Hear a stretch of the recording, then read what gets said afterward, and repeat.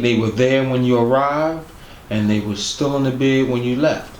So part of you getting up like you did was a good thing. Like you were ready. When we first got there, you could barely move on the wheelchair, and towards the end, we could do something like you had saw this lady that was walking. You said, "I want to be able to walk like that." You accomplished all of those tasks. Yeah, I did. So yeah. And I don't give myself credit. You don't, and you have to. Yeah. That's why I'm here to kind of put things in perspective. Right. Because we can be our harshest critic, but we cannot be our worst enemy. And you have to give yourself perspective, because if you don't, and you give yourself, I did good today. I know there was one of the physical therapists. She was a inpatient when I was an inpatient, and I may have talked about her before I did, because I called her the pit bull. So I do outpatient therapy now, but when I went, I asked my occupational therapist if we could be in touch with the lady that had done my physical therapy while I was inpatient, and she knew her. Anyway, she connected us, and she came to see me a couple weeks ago, and she was really surprised and amazed of my accomplishments.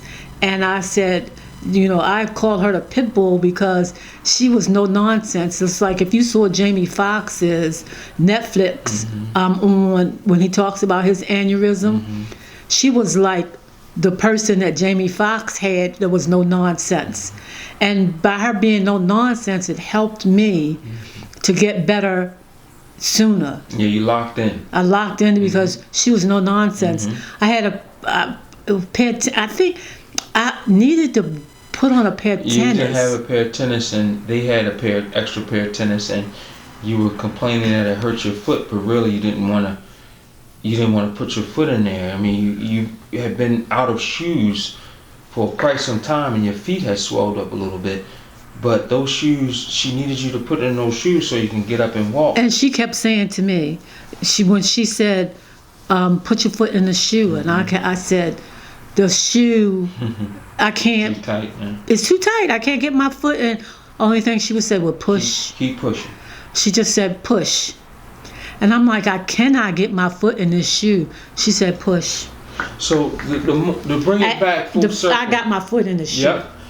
And you stood up, and now we're here. So in 20 minutes in, Mom. Oh, 20 minutes 20 minutes in. So you have accomplished things. You recognized, with this time, you've been able to recognize the topic of the day, a deferred dream, right? Right. You recognize that you have some goals that you want to attain.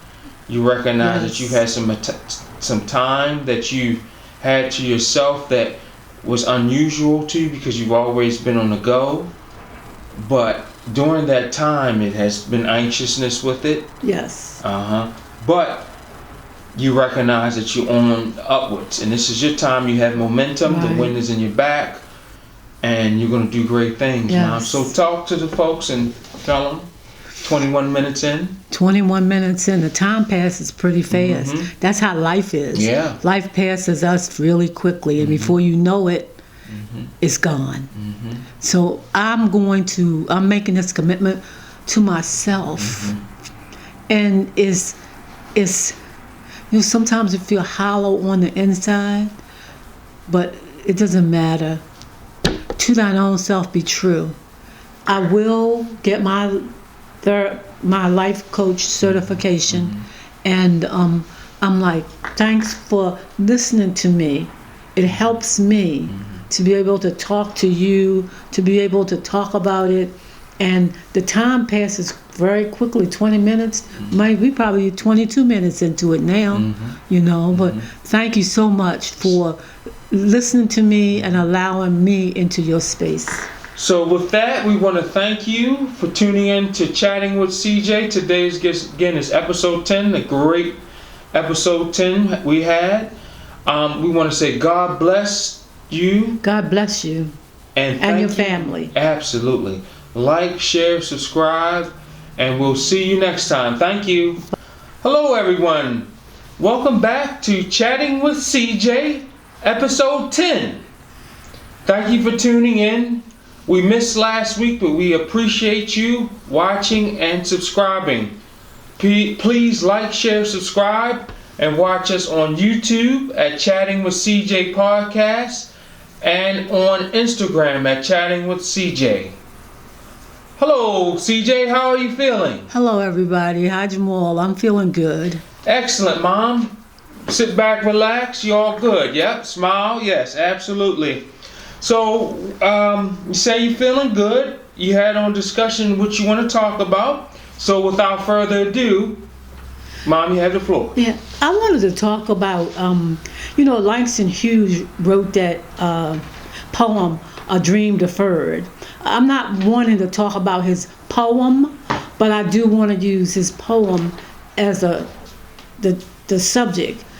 What happens to us when we defer our dream? What happens to a dream that is deferred?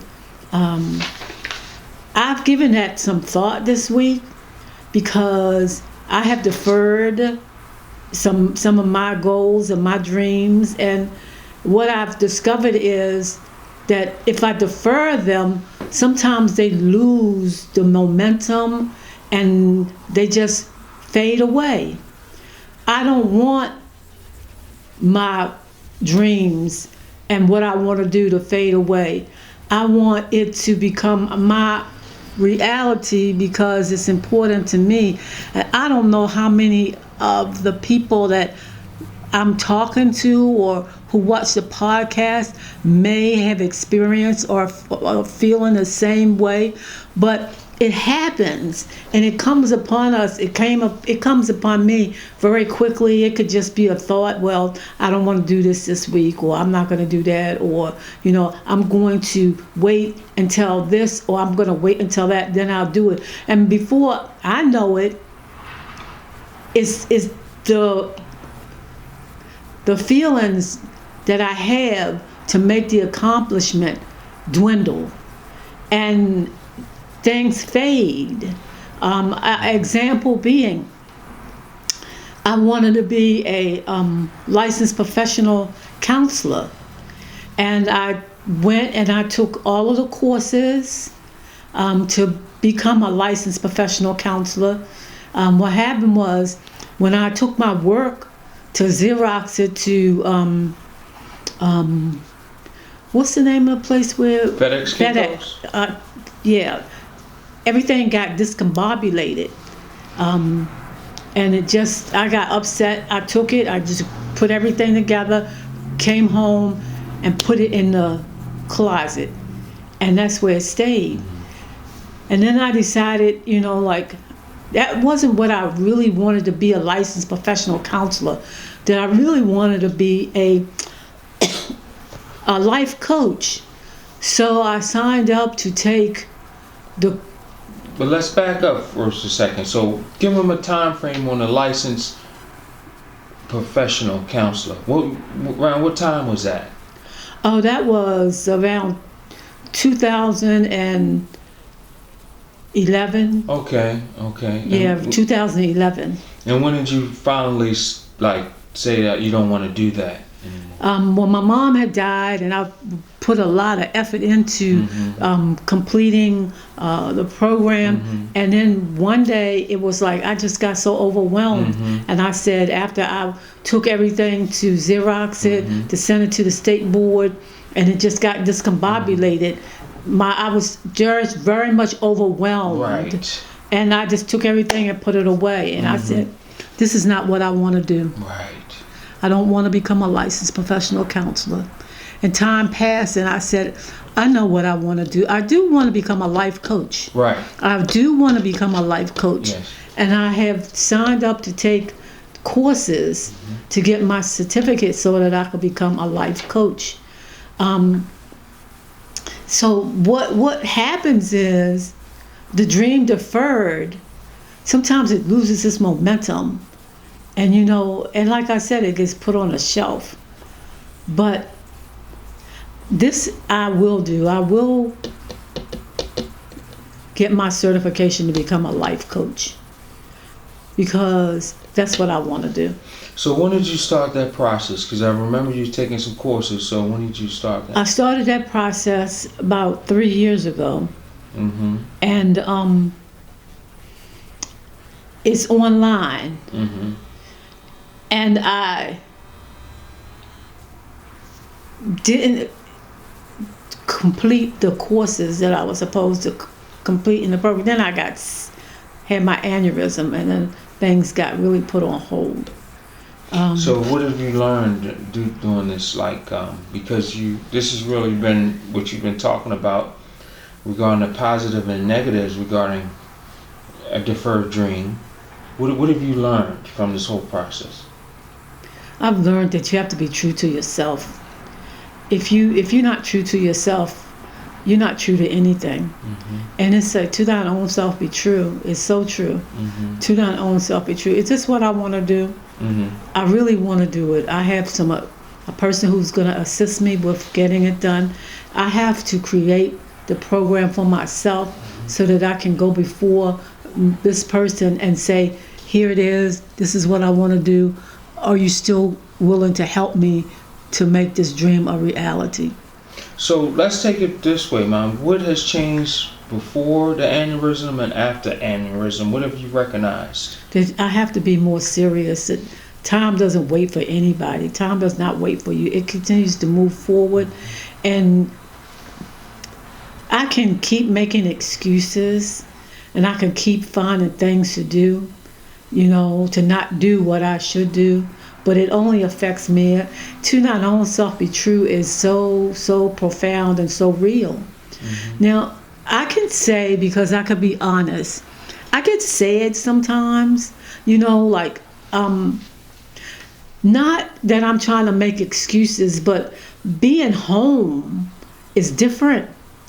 I'm so used to most of my life going and doing things, and so being in a house, being home is different for me because I'm not used to it, and I have had to make the adjustment that being home, I don't like watching TV during the day. I like to read. So to me, it's like being home during the day. It's home not productive. Is not productive. So, like I said, it's a silver lining and everything. Mm-hmm. Like you being able to really touch in on some emotions that you may have been busy to touch on, and really gain a perspective on some things, like of truly what you want to do. Yes. Truly what you don't want to do. Truly what brings you happiness.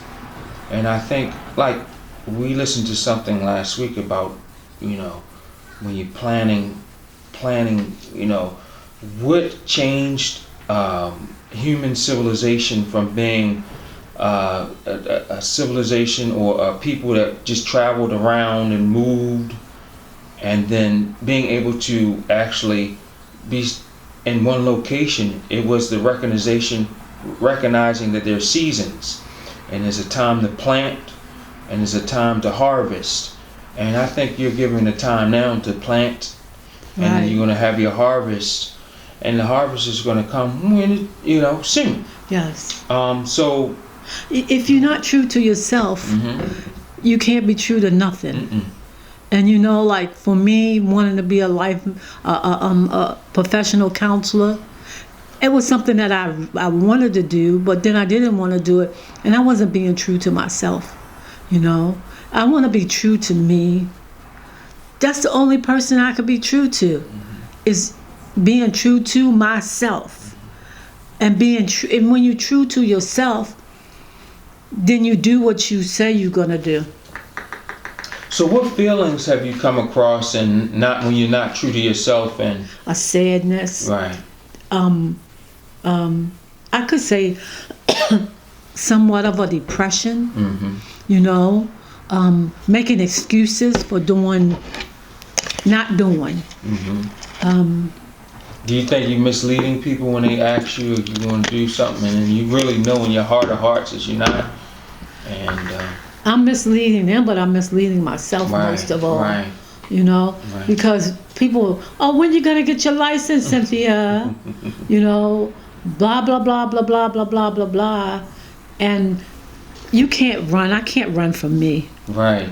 You know. But see, again, that's the thing you're to touch on with this time you've had to yourself. Really. Right. It's touching on a bunch of different emotions. Like some of the things we go through in life, like things I go through in life, it's a silver lining in it because you recognize that there's an emotion there, whether you like it or you don't like it, and how can I keep from feeling this way? So I think you're coming into that because you can't run from yourself. Right. You're here with yourself. Right.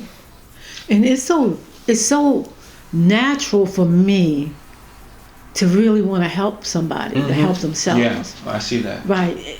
But I have to help me to help me to be able to help somebody else. You know? So I'm making this commitment to myself. And to your viewers. And my viewers. You're putting it out there in the universe. And in my travels, I came across someone I think is going to be very helpful for you. And you're going to reach out to them. But I think when you put it out there in the universe and you really want it, yes. the universe makes a way for you. So what else is on your mind? Anything regarding that? Well, that's being true to myself. Uh-huh. You know, like making some accomplishments. To feel good. Yeah. You know, to feel really good because there's been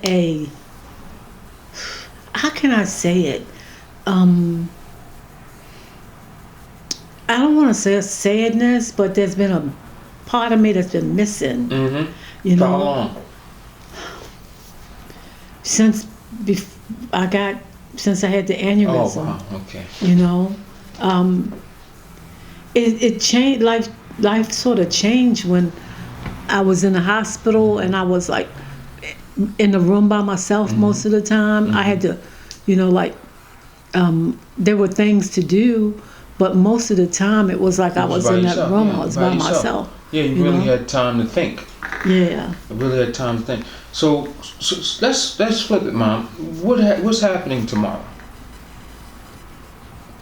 I finished my this week. Tell people. Oh, this week I finished my physical and my occupational therapy. So you've been accomplishing things. You've just not been studying. No, I've been. What else will happen this past week? On Tuesday. This Tuesday? Past Tuesday. Where did I take you? That you haven't been to in a while. Where'd you take me? It rhymes with house.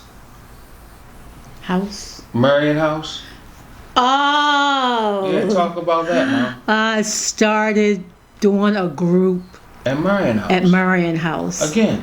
Back at Marion House. Since your aneurysm. So yes, that's my first time back. Since May. Yeah, I started doing a group with the women. Right. So that's what I'm saying is steps. You can't really. You're living. We're going through it. You're going through the process, going through the emotions. Right. But it's like you're accomplishing things, and checking boxes, and at the same time you're dealing with emotions because you have more time. Because I remember before the aneurysm, you always was constantly having to stay there late because you had paperwork to catch up with. You had a bunch of stuff to do. You had this, that, the other. Now you have time to really delve into your psyche or what you want to do, you know. And sometimes people don't like dealing with that. It happens. It happened during COVID. We can talk about no. People had children. People had anxiety, depression, because they were disconnected from their social circles. Right. We were forced to isolate.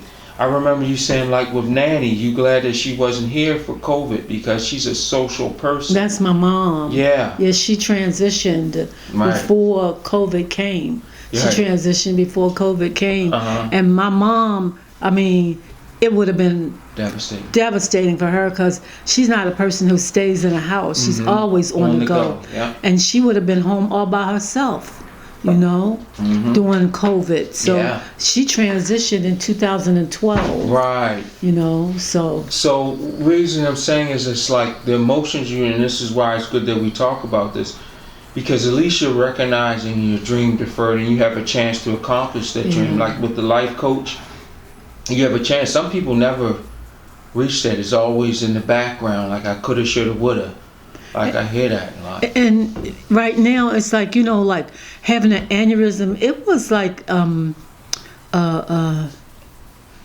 injury to my brain. It was. Yeah. And things are coming back. I told Jamal, and it was funny because going back doing a group, I have to do certain tasks that I'm not used to doing, and they've been very helpful to me with me doing them.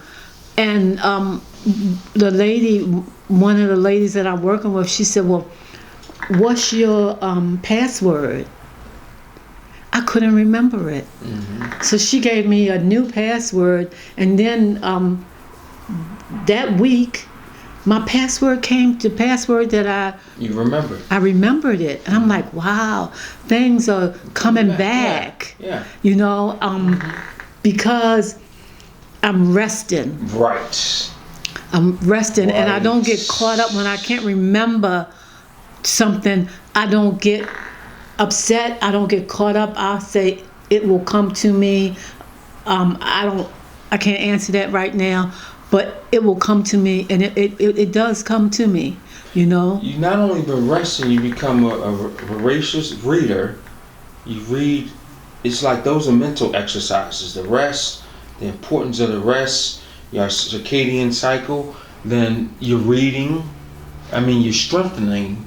In the physical and occupational therapy, you're strengthening your outside, and you're reading, you're resting, and strengthening your mind so that you're ready for these next challenges. It's so important to get rest. As I said before, I didn't know how to rest because I was always trying to do something.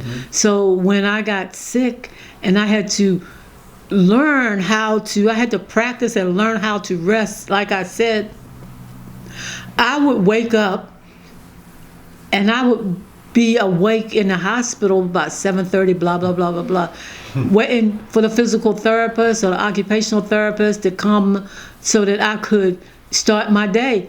Well, this was like 7:30. They didn't come until like 9:30. So it was like I had all of this time. But I had to learn how to rest. So here's a silver lining in that, Mom, because you didn't see it. I'm going to tell you a different perspective. You wanted your independence. You fought for it. You were up and ready to get started on your day.